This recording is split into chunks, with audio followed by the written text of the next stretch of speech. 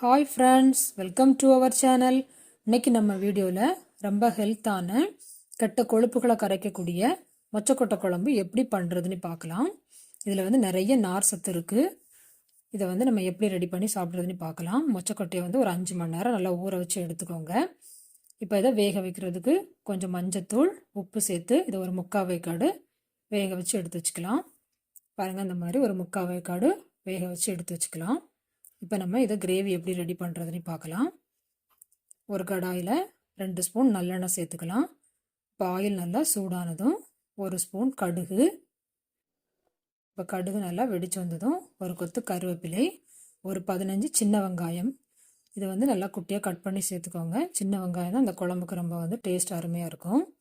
இப்போ இது எல்லாத்தையும் நம்ம நல்லா ஒரு வாட்டி வதக்கி எடுத்துக்கலாம். இப்போ இது கூடவே ஒரு பச்சை மிளகாய் சேர்த்துக்கலாம். ஒரு தக்காளி, இதையும் சின்னதாக வெட்டி சேர்த்துக்கலாம். இப்போ இது எல்லாத்தையுமே வந்து நம்ம நல்லா குழைய வதக்கி எடுத்துக்கலாம். இப்போ இது நம்ம சீக்கிரமாக வதங்குறதுக்காக கொஞ்சம் உப்பும் கொஞ்சம் மஞ்சத்தூளும் சேர்த்து இதை நல்லா வந்து நம்ம வதக்கி எடுத்துக்கலாம். பார்த்திங்கன்னா 1 ஸ்பூன் உப்பு சேர்த்துருக்கு, கொஞ்சம் மஞ்சத்தூள், இது எல்லாத்தையும் சேர்த்து ஒரு வாட்டி நம்ம நல்லா வதக்கி எடுத்துக்கலாம். இப்போது இது எல்லாமே வந்து நமக்கு நல்லா வதங்கி வந்துடுச்சு. இப்போ பார்த்திங்கன்னா 1 ஸ்பூன் மிளகாய்த்தூள் சேர்த்துக்கலாம். மல்லித்தூள் வந்து ஒரு 1/2 ஸ்பூன் சேர்த்துக்கலாம். இது வந்து நமக்கு கொஞ்சம் கடுப்பு தன்மை கொடுக்கும். ஸோ இதனால் இது வந்து மல்லித்தூள் வந்து கொஞ்சம் கம்மியாகவே சேர்த்துக்கலாம். அப்போ தான் வந்து குழம்பு ரொம்ப நல்லாயிருக்கும். இப்போ இதோட பச்சை வாசனை போகிற அளவுக்கு இப்போ நம்ம இதில் வதக்கி எடுத்துக்கலாம். பாருங்கள், இந்த மாதிரி நல்லா வதக்கி எடுத்துக்கோங்க. இப்போ இது வந்து நம்ம வந்து மொச்சக்கொட்டை சேர்த்துக்கலாம்.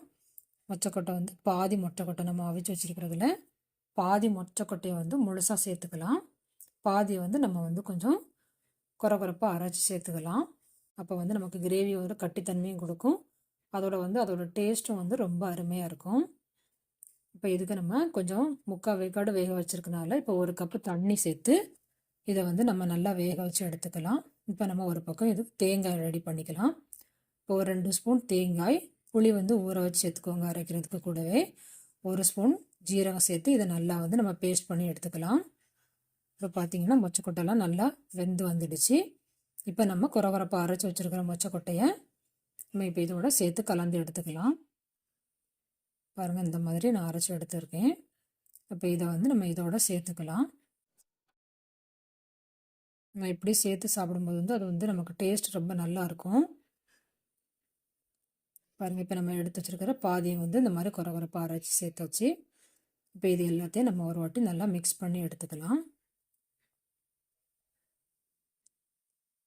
பாருங்கள், இப்போ இது எல்லாமே வந்து நமக்கு நல்லா ரெடியாகி வந்துடுச்சு. இப்போ இதுக்கு நமக்கு தேவையான அளவு உப்பு சேர்த்துக்கலாம். இப்போ இது நல்லாவே கொதிச்சு வந்துடுச்சு. உப்பு சேர்த்து எல்லாத்தையும் ஒரு வாட்டி நல்லா கலந்து எடுத்துக்கலாம். இப்போ நம்ம அரைச்சி வச்சுருக்க பேஸ்ட்டையும் இதோட சேர்த்துக்கலாம். சேர்த்து எல்லாத்தையும் ஒரு வாட்டி நல்லா மிக்ஸ் பண்ணி எடுத்துக்கலாம். பாருங்கள், இப்போ நமக்கு ஒரு 5 நிமிஷம் நல்லா வந்து போட்டு எடுத்துக்கலாம். இப்போ நமக்கு சூப்பராக கிரேவி ரெடியாகி வந்துடும். ஒரு 5 நிமிஷம் அப்படியே வந்து நம்ம மூடி போட்டு ஒரு 5 நிமிஷம் விட்டுடலாம்.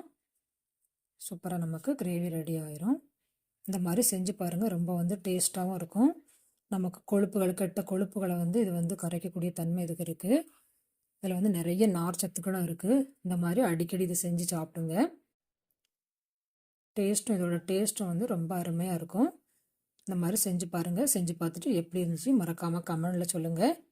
பாரத் ரெசிபி தமிழ் சேனலை சப்ஸ்கிரைப் பண்ணிக்கோங்க. பக்கத்தில் இருக்க பெல் பட்டனையும் கிளிக் பண்ணிக்கோங்க. Thank you friends.